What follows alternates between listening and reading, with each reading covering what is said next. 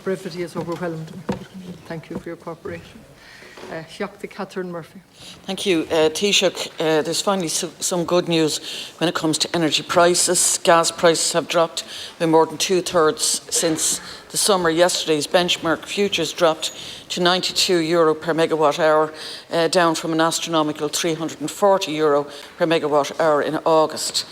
A number of factors are feeding into this. The EU set a target for having its gas stockpiles at 80% by the 1st of November, and this figure has been exceeded, with storage currently at 92%. Demand has also reduced. It's down by 7% across the EU so far this year. Finally, consumption across the EU is about 20% lower than the usual time for this time of the year. May well be to do with the mild weather, but also people are fearful about turning on the heat. So I understand there are a number of variables feeding into the price reduction. However, the key point remains: wholesale gas prices have significantly declined from the exorbitant peak we saw earlier this year.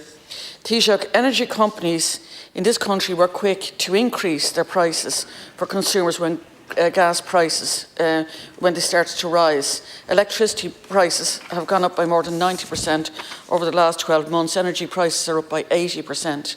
This means that workers and their families are paying up to an additional €2,000 on average this year on their energy bills. It's also important to note that the annual price increase did not come in one fell swoop. Companies have been steadily increasing their prices every 3 to 6 months in response to what they say are increases in wholesale energy costs. This month alone, Electric Ireland, Gosh Energy, SSE, Electricity and Flowgas, to name a few, have all hiked their prices by 50%. While prices have soared, the number of discounts available for customers has been slashed. The discounts customers get for switching providers are now minuscule. Switching was the mechanism for ensuring competition between suppliers. Potential savings for switching have been cut from between 25% and 40% to barely 10% right across the board. The result is that the energy market here is increasingly resembling a cartel, with almost no real choice for customers. To put this in context, those who switch their accounts are now missing out on savings of up to €1,000 a year, and that's coming on top of increases in bills of up to €2,000 a year. Many families are facing into the winter, will be choosing between feeding their families and heating their homes. So any reduction can't come soon enough. Taoiseach, my questions are, how quickly can we expect to see reductions in energy prices passed on to consumers? What power does the government have to ensure that energy companies are passing on reduced costs and are not gouging their customers? And in the interim, has the government acted on to give the energy regulation the power to regulate the exorbitant standing charges? Well, I thank the Deputy for raising this important issue and prefacing her remarks by saying some good news. It doesn't normally happen in exchanges from the opposition side to the government side, but I do take the point you were making. Today's price is the lowest since June and down more than 70% from the record level of 640 pence hit in August. So that's the spot price now today for the UK gas market on hold. It's about 190 pence a therm today. And that's the lowest since June, and 90% down on the 640 in August. It could be temperatures, but I also think we need to reflect on the fact that the European Union, again, working together has impact. You know, the storage policy, when it was first announced over a year ago, people didn't think it was credible in terms of getting to the levels of storage that the European Union member states have, but they have. And that's created an impact on the markets. The work that the European Union has been doing in terms of working towards a more sophisticated, nuanced approach to price caps and so on, is having impact on the market as well, and reduced consumption. Now, reduced consumption is because people clearly are fearful of the prices, but also it also points to the inadvisability of going for a blanket cap of the kind that the UK government had proposed originally and had been proposed here as well. Because that would incentivise consumption. And that's what makes it very complex in terms of even the discussions that Europe are engaged in at the moment at the Energy Council. No one size fits all. All the markets are different. Different member states have different energy mixes. So, for example, we import 75% of our gas from the United Kingdom, and 25% we get from the Corrib gas field. So, even to a certain extent, we're more dependent in terms of what happens on the London market than necessarily across markets within Europe. Security of supply is a key issue for us, and we've prioritised security of supply for the country. Now, given that many companies and most utility companies base their prices on future and forward contracts, the recent drop in spot prices may not immediately translate into lower electricity and gas bills for customers. Last year, this country spent 8.3 billion on imports of energy products in the first 8 months of this year, compared with 3.4 billion last year. It's an extraordinary gap.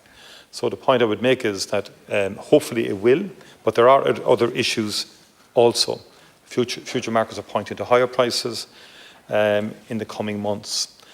So there is still a certain degree of uncertainty there because of both the political uncertainty, the war in Ukraine, and also the need to start preparing for winter 23-24 in terms of further storage necessities across Europe. So it's by no means certain, but it is good news so far in terms of what is happening. And I think what Europe is, what Europe is focusing on is stabilising the spikes in prices that we witnessed in the last 8 months. If we could stabilise the market, it would give us greater certainty in terms of planning. Taoiseach, it could only be good news if it's passed on, and they were the key points in relation to the questions I asked you, in relation to the market looking more like a cartel arrangement. The switching is, there's a minuscule benefit to switching now. The standing charges, will you address that issue of the standing charges? And has the regulator got the power to really deal with this? You might address also, it was reported in a EU publication that 15 member states, including France, Italy, Poland and Spain, supported a price cap, while other countries, including Ireland, Germany and the Netherlands, opposed that. So there isn't a unity in terms of that, of the approach in terms of a Europe-wide price cap.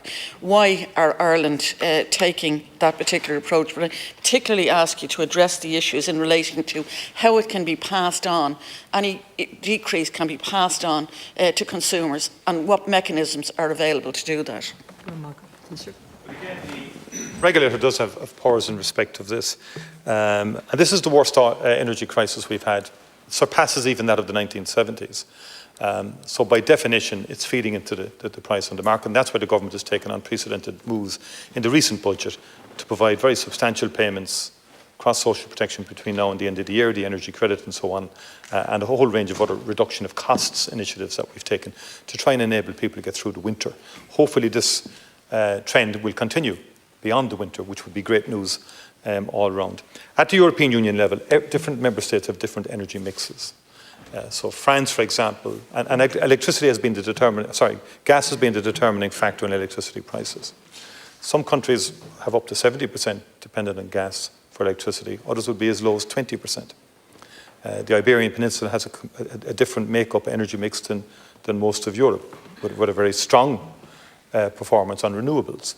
So they've carved out a particular model there, which the European Commission is looking at to see could that have wider application. In short, we're all coming at it from a different perspective. So the Irish perspective is security of supply first. Also, our relationship with the UK is key.